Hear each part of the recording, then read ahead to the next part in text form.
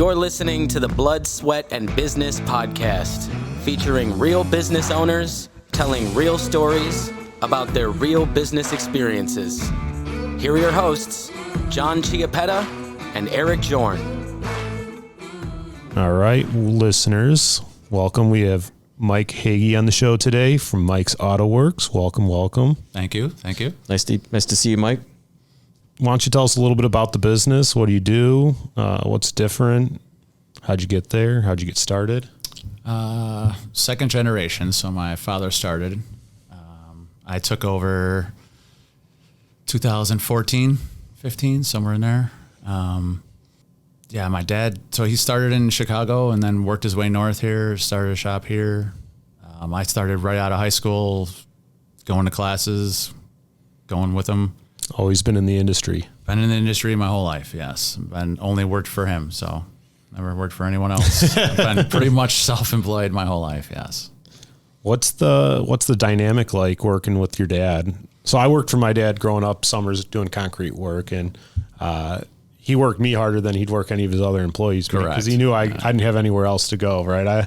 I'm always home when he gets back. But yeah, very true. Family, we could fight and say what we wanted to and leave if we wanted to, but we were always there the next day. Always back at it, doing. Maybe things were fine. Sometimes between men, I have a daughter, so they're completely a different animal. My son and I, it'll go until the last minute, blow up, and then everything's fine. My daughter, you got to go a little differently. So fathers and sons being in the business, yes, we had our blowouts, but in general, we always were on the same somewhat page, Yeah. How about the old school, new school mentality? Yeah. So father was definitely old school. I wanted to grow and move on. And I think at some point we probably all get this way, but you get to an age where you just kind of want to coast. Mm-hmm. And he got to the coasting phase is where I was like, we gotta take this to the next level. Fortunately, my dad passed away, which is what got me to kind of really jump in full speed.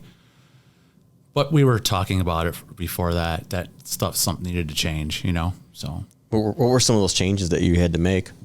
Probably day-to-day stuff was a big thing. He was, I would call him somewhat micromanageable. He liked to micromanage everybody and have them doing everything to a T all the time. And I kind of feel like as long as we all get to the end point, we all get there a different direction or a different way. As long as we get to that end phase, that's what I'm about. So that made a big difference. Education, my dad was always about education. I think we kind of had the same thing there. We keep educating, keep up on tools, which is part of his coast phase was, technology was coming in way harder than probably what he was ready for. Even though he was pretty much on top of stuff, I think it took more than that, and that was probably scaring him a little bit in that way. So, I was keeping up and a point of sale system and getting the P&L straightened out. I mean, we had a P&L. Was it as good as it is right now? Definitely not. They didn't need that. Yeah. It just came from that generation. Like we've came a long way. Yeah. A handshake. Can't we just do it on that? It's like, yeah. Yeah. So obviously, I think one of the big apexes that I saw is when you made that jump from Mitchell over to TechMetric. Correct. Yes. I think that was kind of like when you're like, okay, I really want to dig into the financials and the front end of my shop, and what's working, what's not working, where's my profitability margins on. How has that changed the way you look at your shop? Yeah. So I don't want to like kick Mitchell and say that they weren't any good and that TechMetrics is way better. I think they're just easier to get to the information, the actual vitals of day to day. Where Mitchell, it's probably in there, but you got to dig so far for it that if it takes you hours to get to it, you tend to find something else to do. That was another thing, that going from wrenching and then service writing and then kind of, moving now into an owner and not doing any of those phases is a big thing too. So being able to get to those numbers quick to see what's going on really means a lot, because then the quicker I can get to them, the quicker I can go to my guys and get them accountable for their numbers. That's a big thing, back in the day, I think my dad ran a lot of times by the checkbook. Yep. Do I have enough in the checkbook this week? Fine, we're doing great. We made our bills. Great. We'll worry about next week later on. And when it gets slow, we'll deal with it when it happens. And it's like, I don't want to have those ups and downs. Riding the wave every month. And not knowing where you're going to go from, not applying, or saving for something that you comes due in every July. Yeah. You know. Yeah. And then how did you set prices back then? It was just, call around and what did everybody else charge? And that's a great question. My dad being the writer and stuff, I think it all depended. I don't know for sure, but if the checkbook was empty, did you charge that guy a little more because he could? I don't really know how he actually did that. He did a lot of the office work, and that was his domain, and my domain was working on the cars, and we worked well that way. Mm-hmm. So I didn't really get into. He didn't teach me that end of it. So I think I had to learn a lot of that. So that helped me kind of get into. If I do this, I need to do this right because I don't know the wrong way. He didn't teach me the wrong way necessarily. He just didn't teach me at all. Yeah, that's tough. So when I talk to most shop owners, right, usually I see two problems. Either they're wrenching or they're writing service. Right. So it's really hard to run a business like that when you're in the weeds. Talk to me about how did you get from in the weeds wrenching, and then obviously once your dad exited, you had to learn how to write service and learn that side of it. Correct. But how did you get yourself out of that stuff into, where you're at today, where, we've met in the middle of the day and you make it work? It's not like crisis mode. Hey, I gotta be, if I'm out of the shop, it's not running. It's going to burn down. Yeah. Yeah. It was difficult. I think, getting my team on the same page and me understanding that I can't be here to wrench all the time, that this is going to be your job. That accountability act is just saying, hey, this is what I need from you so that I can do this over here. Getting them to understand that I'm not the wrench and I'm not the guy in front of the customer, that, this is your job, that I can watch you and stand back, but I'm not going to be part of it. Yeah. Getting your team on the same page is probably what it's really all about. Yeah, that's, we talked about a book yesterday. It's called Start With Why. And I know, we talked about books a little bit, and, I even bring this up when I talk about profit. And everybody thinks profit's like a dirty word, but like the business owner not being there every day and the business making profit are really good things for employees, right? Because you're innovating, you're making you're creating better working conditions, you're giving them better opportunities than they ever had. Yep. And when you can really get your team to understand that I think that's huge. In finding that right team, I think even the team that my dad had that I carried through with, I don't have anymore because they weren't fitting that same philosophy that I had, that my dad had, I think too. So that team is a big thing, and it has to be the owner's team. You know what I mean? Mm-hmm. I think that's a big thing. The guy running it behind the scenes has to have that same team that can mesh with him. Yeah. Or her. Any specific criteria in general, I suppose? I was just kind of looking at like mentality and attitude and that kind of thing. I'm assuming, like you said, you have to have that blend. You have to have that commonality. Yep. It's sort of like dating a little bit. You kind of have to find, you'll know if you have that glow right off the bat or you don't. You know what I mean? Yeah. You kind of know that right off the bat, and then you kind of check their attitude and check what their philosophies in life are too, because their goals and their thoughts and processes have to kind of be on the same page as what you, and everybody kind of has to. So you have to find like people. And that's the hard part, is getting everybody to gel. Yeah, absolutely. Yeah. I know us as a firm, we use hungry, humble, and smart, right? Are they showing career progression? Are they interested in growing? Are they humble enough where, I'm not too big to learn something new. I'm not too big to understand your processes and move in with, essentially swim in the same direction that we're going. Mm-hmm. And then smart, hey, do they have the capacity to, take on the role that they want? Right. Sure. So we ask, every time we interview somebody, we ask that. Yep. Speaking of technicians, that's a hot topic in the automotive repair industry, and obviously in every business. Where can we find employees? You have a uncanny ability to find people in unique places. What's working for you today? So I'll back up a little bit. So when, the employees my father had brought in were with us for years. They would stay for 15, 20 years. The one tech I had that I worked with as a technician, then grew into a writer, and then grew into the owner, stayed with me through that whole time. That being that you have that one person that's really good, if you're a 2-man shop or a 3-man shop, you know, you might have those 2-3 guys that have been with you forever. So your name doesn't get out as those employees probably don't talk about your shop very often necessarily. But when you start getting in that pool of finding techs and you start looking and you start growing with what you're going for and going what you're going after, it seems like people start to talk more about you. Mm-hmm. So what I'm finding is that the more I'm looking for people, the more people are talking, the more people know, hey, this guy's good or not. And if they have the same values, you start to pull in a lot easier those people with those same values. Sounds or like when you have the guy that you're just kind of going along with because, he's been here 15, 18 years. We'll just let him do what he wants to do. It doesn't always work so well. You know what I mean? Yeah. Yeah. No, that's huge. Sounds like you've created a good culture. So exactly. Getting that culture going and then getting that vibe about that culture out in the tech area with other technicians really helps, you know? Yeah, absolutely. I hope that made sense, but absolutely. It totally makes sense. You know, it's, yeah, I mean, actually what you talked about, right, is a business changes so much over time. Mm-hmm. And sometimes your long-term employees are people that they don't want to change, right? And if they can't adapt with your business, the changes in your business, they can then become a detractor. And that's the worst thing you can have in your business. And I think once I saw that, because me personally, I look at the guy that's been there for 15, 16 years, and you're like, man, can't get rid of him. He knows everything and he knows how I work. And I had a really hard time. Wow. And we wound up just splitting. We didn't actually have too hard of a split, but you know, it can be bad, I think, you know, because people, they start to expect that. Well, they kind of get used to the everyday and they don't want to grow and they don't want to expand. And you're like, well, this is where we're going. So get them on the same page. Yeah. And a lot of times it's very easy to lose track of that page when you've been working with somebody for so long. Absolutely. I don't know and that's probably the real thing of it.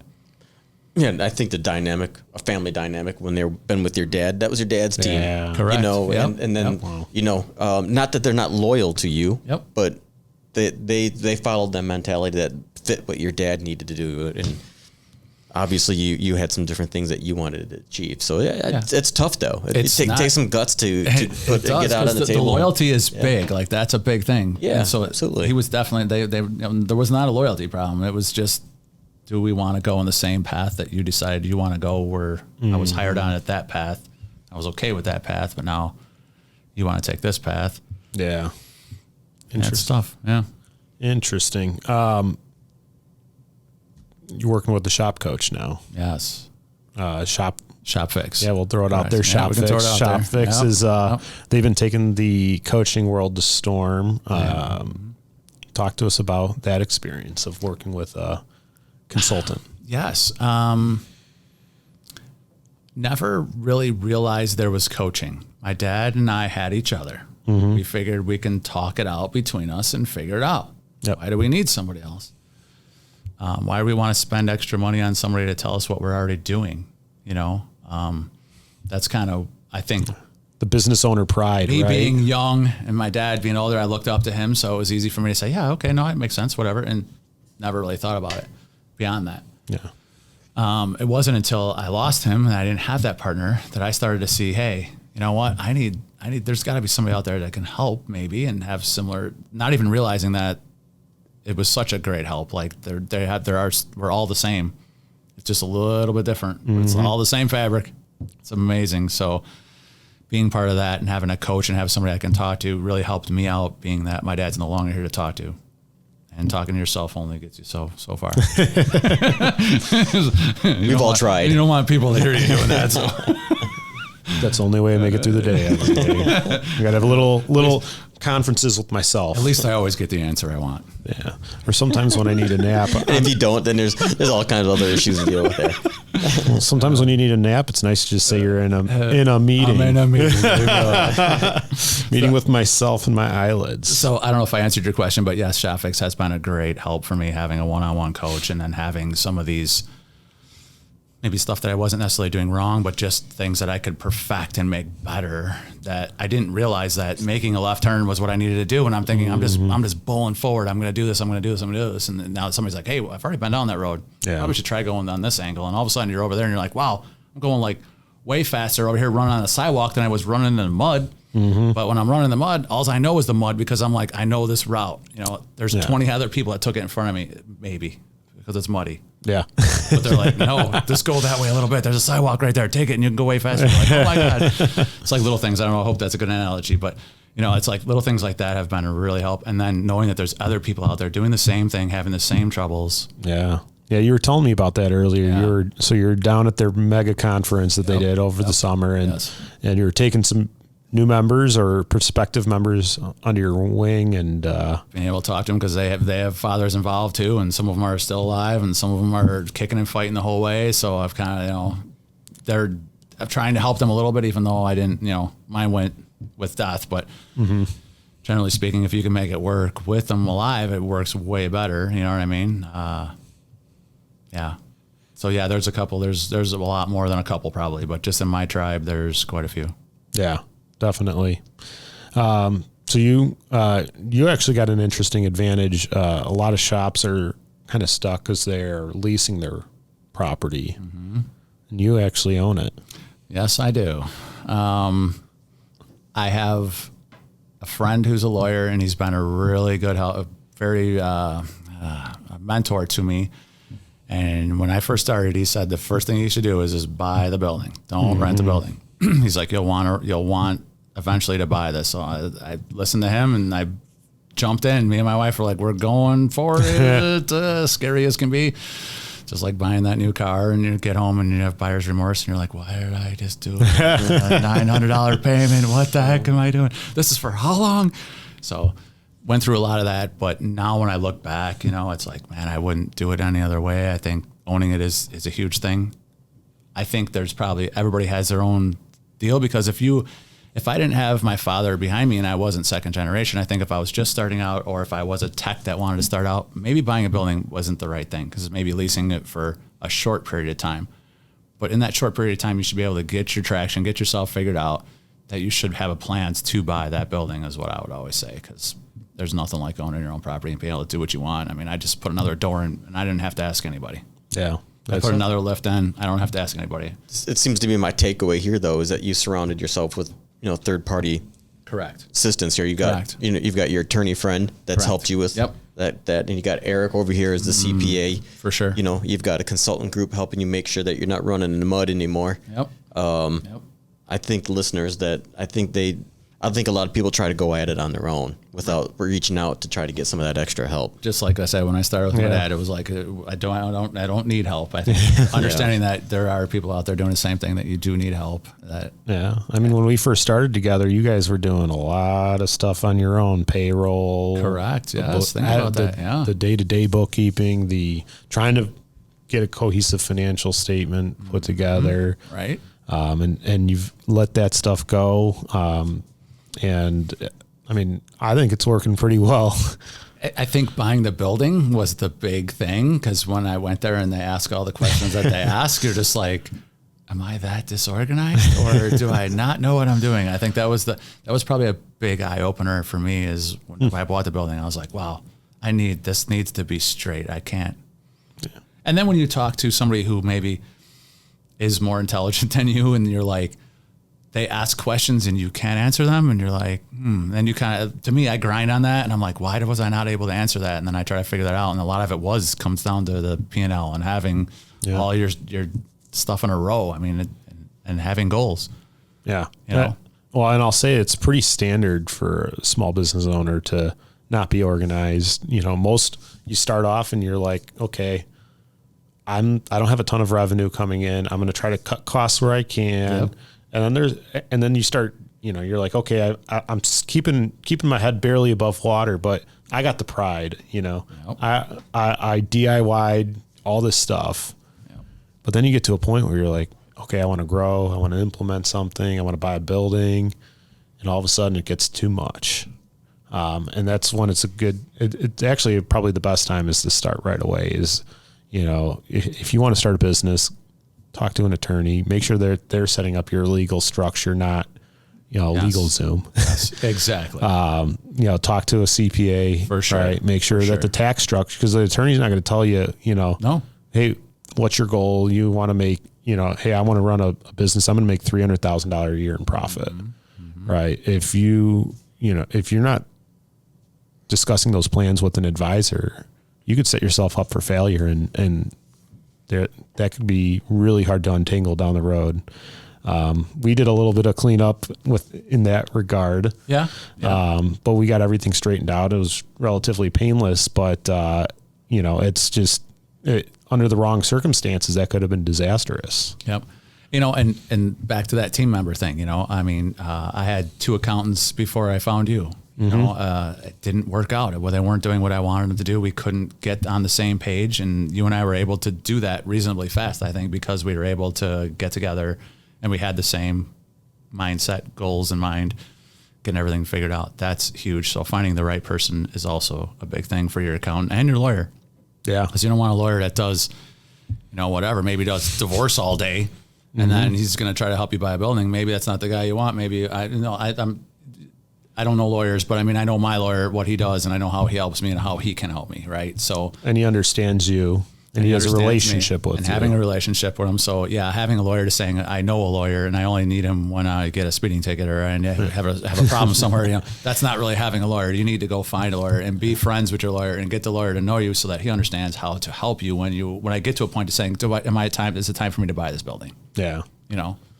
Yeah, that's huge. Yeah, you don't want to get scared and say, I'm not going to pick up the phone because I know I'm going to get a bill in the mail. Exactly. Get past that. Because once you start to know them, I don't know how they all work, but I think at some point they all kind of feel just like with a car or a mechanic, if come in 3-4 times, they're going to feel for you the 4th time and be like, this one's on me, whatever.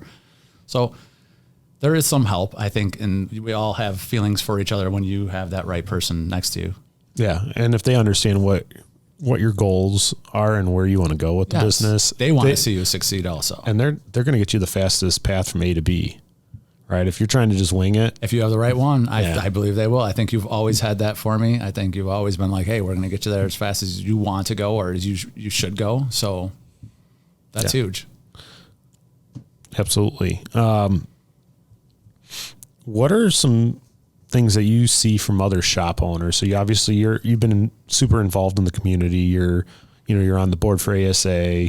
You're involved with the Milwaukee. You go to Shop Fix. You got the shop coaches. I think you've been in 20 groups. Yep. In the area. What are some bad recommendations or bad habits you see from other shop owners that you're meeting and talking with?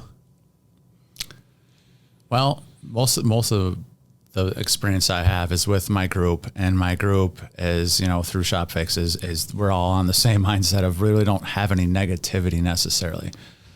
But there are some negativities with, not being completely involved with your neighborhood or being involved with your local church or anything like that. So, that can be a problem, I think, if they don't live and they're just there it's a business that I own and don't really run to be part of the community, then that's probably the worst thing you could do. Not care about your reviews or what people think about you either when you have a problem going and speaking with a person or calling them, maybe making a phone call to them to find out why they were upset or whatever.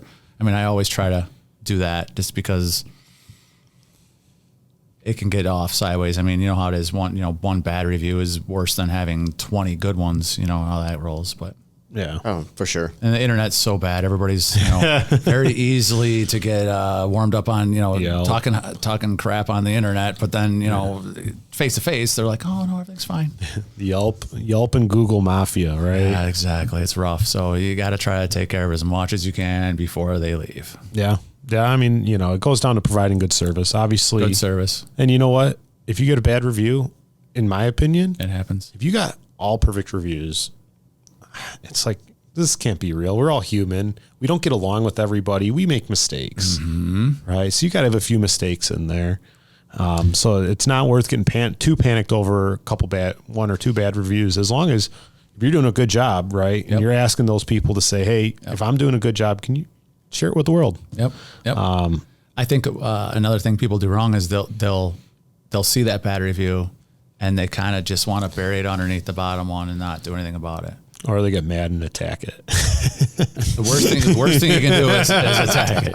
I think a lot of times, if it's best if you just respond to it, bring out the facts. A lot of times it looks a lot better on a review than it does leaving it alone or doing something rash. I thank God I have my wife. She's my other half, and she's we're able to sit and talk it out. And of course, yes, my brash, comes out. I want to bounce this guy off, off the wall. And she calms you down, and she's like, well, this is what we should write. And, and we kind of come to a happy meeting, and we just set out the facts, and usually it works out pretty well. But you try to respond reasonably quick and not off the collar, or however you want to say it. Yeah, they call that the 24-hour rule, right? I know, right? Don't respond right away. Wait. Yeah, I've done that with many an email. Yeah. Yeah, right. Yeah. I think we all have, and there's times you do, but you know it's wrong. Yeah. You get a bad email or email that just upsets you, and you're like, okay, I got to walk away. Yes. I got to walk away for a little bit here. I need a minute. I need a minute. Let me see if I can figure it out from their perspective a little bit. And, or like Eric says, take a nap and say you have I do have a 2-minute delay on my emails going out for a strategic reason. Hey, so you can always take them back? I can take them back. I got 2 minutes to take them back. Geez. Yeah, it's one of those weird things. As soon as you hit send, you're like, you're like got sender's remorse. Sender's remorse. And do you always like proofread it after you send it again, and then you're like, oh, I could have wrote that differently? Oh no, I don't. No. I read it 10 times, and then I'd write it, and then after I hit send, I still read it. I'm like, oh, I could have wrote that differently. Oh, so I fire off the email, and then if it hits me and it says I shouldn't have said that, or actually most of the time what it is I didn't finish what I wanted to say, right? And I hit send, and I'm like, oh crap. See, so you are doing it. You're still reading something, or maybe I forgot to put the attachment in, whatever it may be. Yeah, but it's that's tough. I do need that little bit of I'm a fast decision maker, and sometimes it's really great, and other times I need set up systems to keep me in line. And correct, I would agree. I feel that it's pretty interesting though. Like certain industries, I think, are hit more with the the online. People saying, the reviews, I mean, I've seen that with people going into like when they're buying cars, going to restaurants, but I see that with your industry quite a bit. I feel like I don't see it necessarily with CPAs. I mean, there's not too many people going online and reviewing their CPA and saying, oh, I had a great experience. No. I mean, I would love that if they did. Yes. Listeners, please go out and John, go on our Google page when we're done here. We have quite a few reviews. But it's not a typical review. It's not like 500 reviews like an auto repair shop or restaurant might have a ton of reviews. I mean, you're talking thousands sometimes. You know? I mean, it's pretty interesting that the review is there. And I'm just wondering if you thought, was there any insight in why people, I mean, I'm assuming there's more business, but I mean, I don't know. What is it? Why are people so apt to go out and say, hey, hit the, this particular service and maybe not a professional service? It's just interesting to me. Yeah. I'm not sure if I ever, I mean, I don't think it's an easy question to answer, and I don't think there really is. It's almost rhetorical in a sense, but it's just a thought to me. Like, you're spending a lot of time, I'm sure, out there, and obviously you get some good reviews and you celebrate it, and but you get some bad ones, and like you said, you have to take the time to respond to it appropriately, and that's something that you got to put into your day. Hopefully you're not doing it every single day, but I'm just, it's going to happen. I think when your maybe business hits a certain point, you might have someone that you actually assign to that you could work with that can do a lot of that for you, because it is hard as an owner to do all the other stuff and still respond to all the stuff, and that can be difficult. But for a long time, I think mechanics got a bad rap. They were kind of what you call the grease monkey for a long time, and all they were doing was slinging and then whether they were stealing something out of your car or not putting the right parts on a car. I mean, there was a lot of bad stigma for a long time. So maybe the reviews have helped people to say, hey, you know what? I love my local mechanic. I want to put a good review because there's enough of them out there that are the bad. The people that you go through that you can't trust or that don't want to talk to a woman, or whether since I've been doing it so long, I have customers that when they came in, their kids were, 5 years old, and now they're starting to drive. Oh, that's so cool. So then now I can talk to the mom, the dad, or the kid or kids. Wow. So that means something, that when your customers can talk, you can talk to any one of the family members, no matter what car they're driving. I think it means a lot that they can see through that. So that review right there is easy, because they've been like, we can say we've been coming here for years. Mm-hmm. So those real reviews like that mean huge, I think, to me. Yeah. I mean, having businesses or service providers in an industry in which all they do is help you get reviews, Broadly, right? That's a company. Yep. All they do, foster reviews for an automotive. Well, they do a few different industries, but an automotive repair shop. Yeah. That tells you how important it is if you can start a whole business just surrounded by that. Yep. Did I answer your question? I think so. I just I get off. I'm sorry. No. I'm like a squirrel sometimes. I'm still mad at John because he doesn't know that we have a ton of Google reviews. I see the reviews, but like I know you're a Yelp guy. You're a Yelp guy. But no, I'm just talking about the true, like if you look at it's inevitable if we're going to a restaurant, if I'm going with some friends or something like that, one of them has gone and looked up the restaurant and said, I looked at the reviews, this place is supposed to be really good. And I'm still like, I'm still that guy. Like I would probably never give a bad review. I just won't go back. I would agree. I'm just because not that. Everybody has a bad day, right? Okay, that guy didn't make my cheeseburger today the way I want it. Well, I'll go there again before I really review it bad. Or I'll go talk to the manager, I gotta right? do it twice. And I don't even always talk to the manager. I hate to say I'm not that. I don't do the conflict thing. That manager probably hears so much crap anyway most time. He doesn't really want to talk to me. You know what I mean? He probably should know the second time if I go in there and I'm like, hey, you know what? Yeah, that's true. I would probably put a bad review, and I don't want you to sit here and say you're going to give me the meal free. That's not going to fix it. I want you to know that this wasn't right. What you need to fix is that. Giving me the free meal isn't going to fix it. Yeah. Because there's people that just do that to just review just to get something back out of it. Yeah. That's what I feel is the false part of it, is that it's so broad on how you get a review. People pay for reviews, all that stuff there. You don't know how many are real and how many aren't. That goes back to having a bad review. To me, having a bad review along with a bunch of good reviews also means something, because they're going to read how I respond to that bad review. Whether I respond to a good review or a bad review, I'm still responding to them, but they're going to see how I reacted to it. They're going to know how I am as a person or business owner, or the culture I have with my guys, that I'm going to take care of the problem, not just give them a free oil change or say, hey, next time you come in, it's on me. That means something, and I can do that too, but I think the real thing is taking care of the problem. I want you to know, Mr. Customer, that I took care of this problem.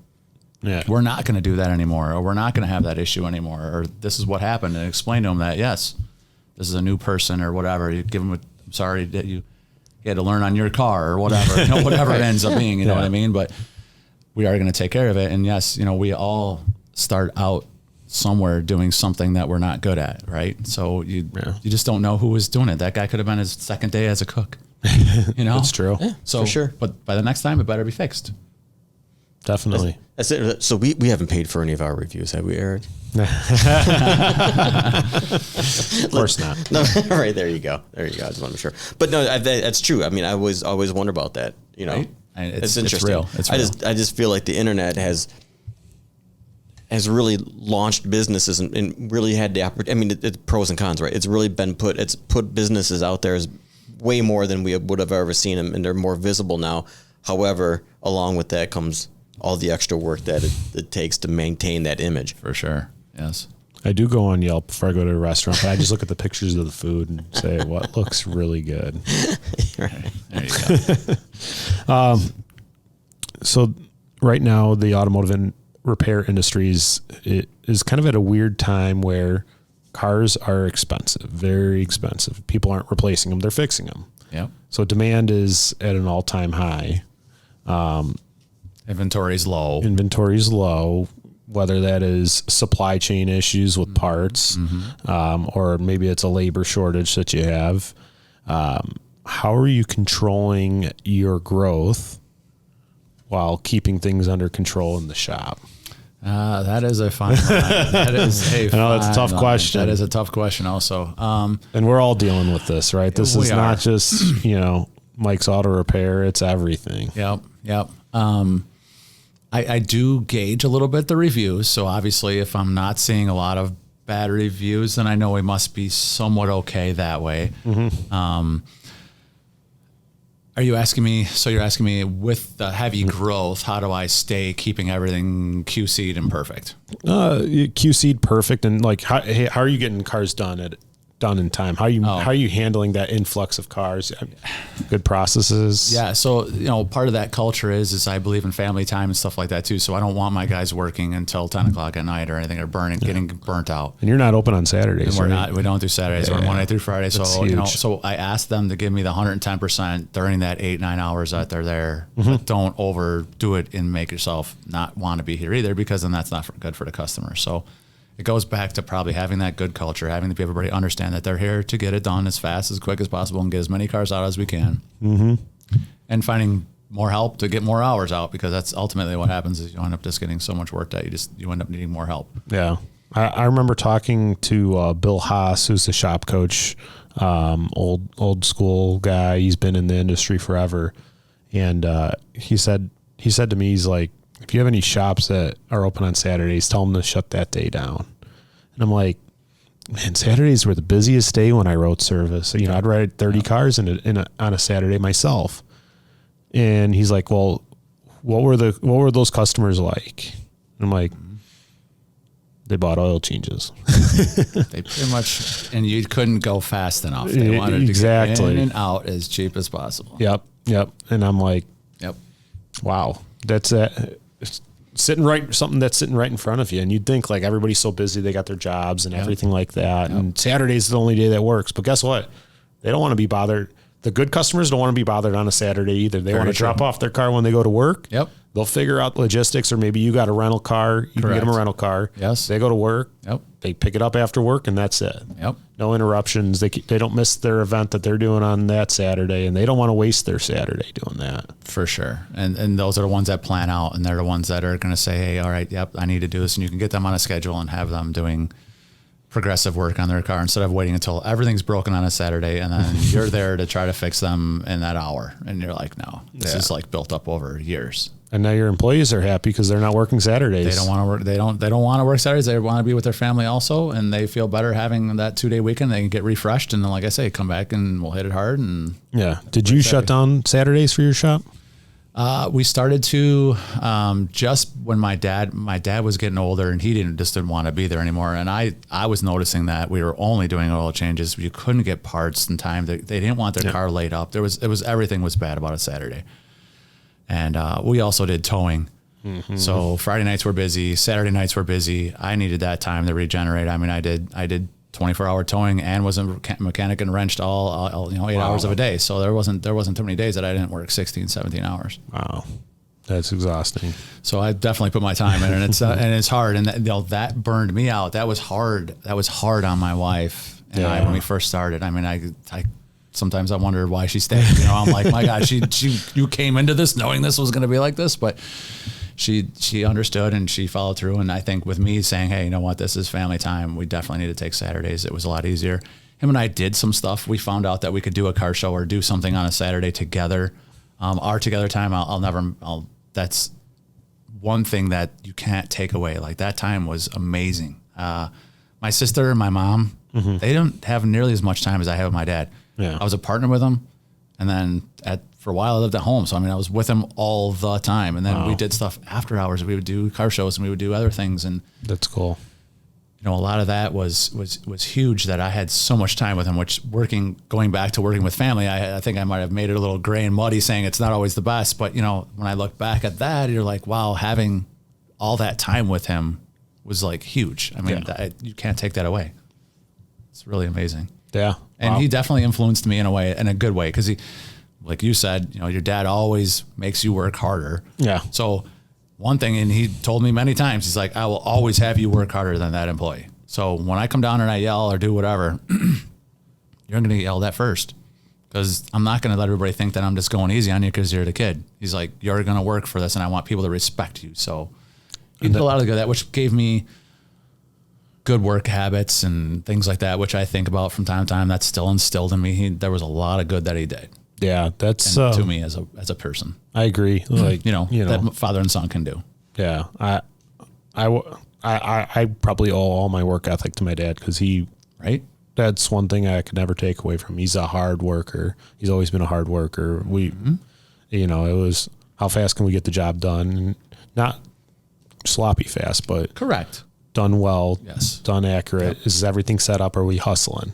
Yep. And we always had that, and I think I took a lot of that away from working with him. Yep.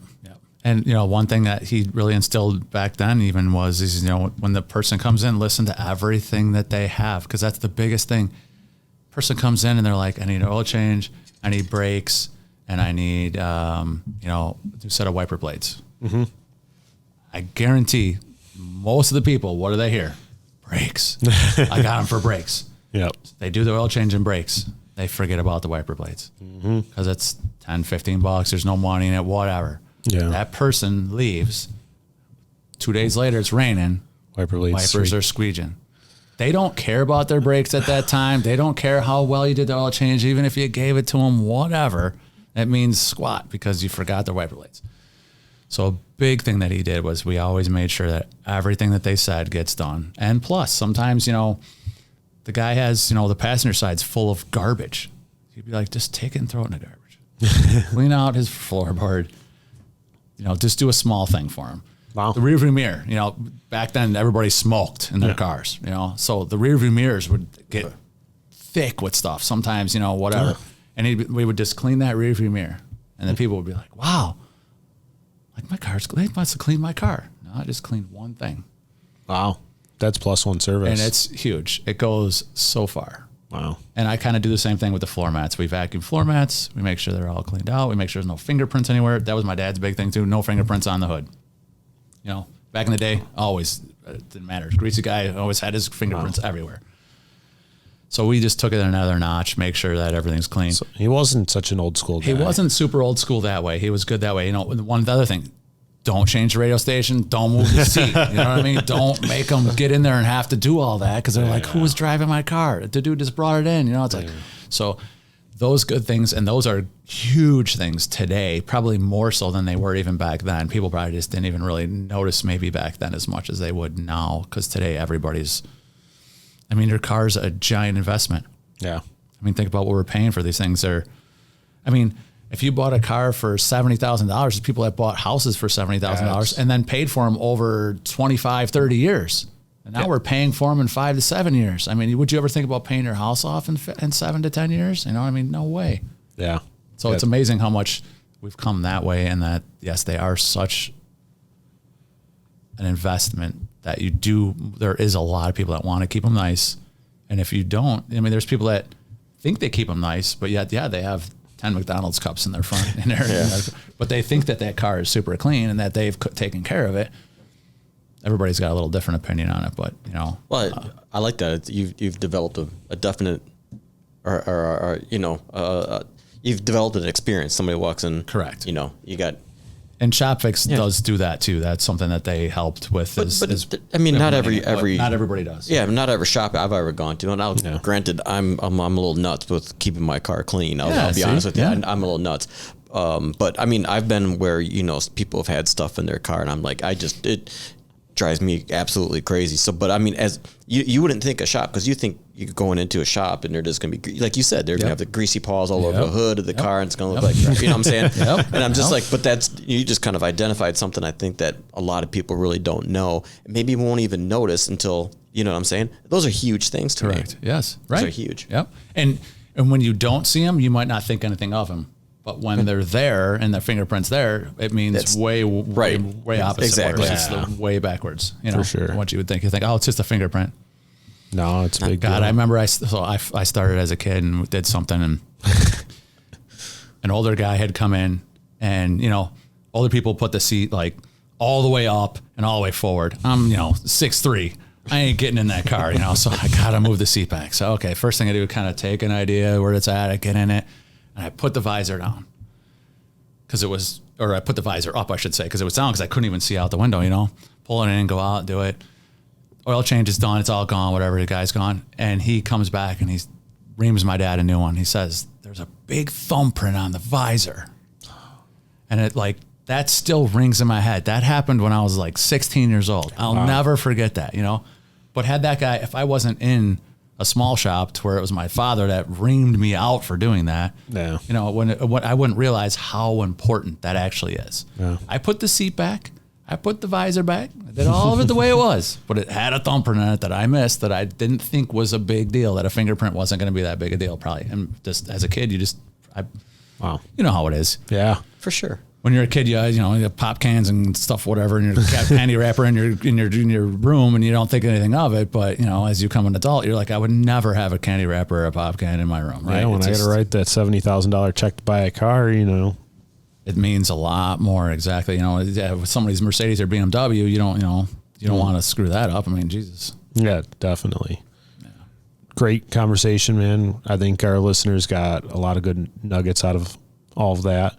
If one of our listeners wants to have their car worked on and it kept pristine clean and get some +1 service, how can they find you? They can find us in Spring Grove, Mike's Auto Works. We're just north of the Walgreens on 12 and Wynn. Cool. And where can they find you online as well? Online, you can go to mikesautoworks.com. Awesome. Well, thanks, Mike. Very good. Thank you. Appreciate you coming in. Yes, thank you. Nice meeting you. All right. And listeners, thanks for tuning in, and we'll catch you next time. All right. You have been listening to the Blood, Sweat, and Business podcast. You can hear more real stories from real business owners about what it takes to make it in business by subscribing to the podcast on Apple Podcasts or Spotify. If you like what you hear, leave a review and a 5-star rating. This podcast has been brought to you by Kaizen CPAs and Advisors, providing advisory and accounting services to help you grow your business. Learn more at kaizencpas.com.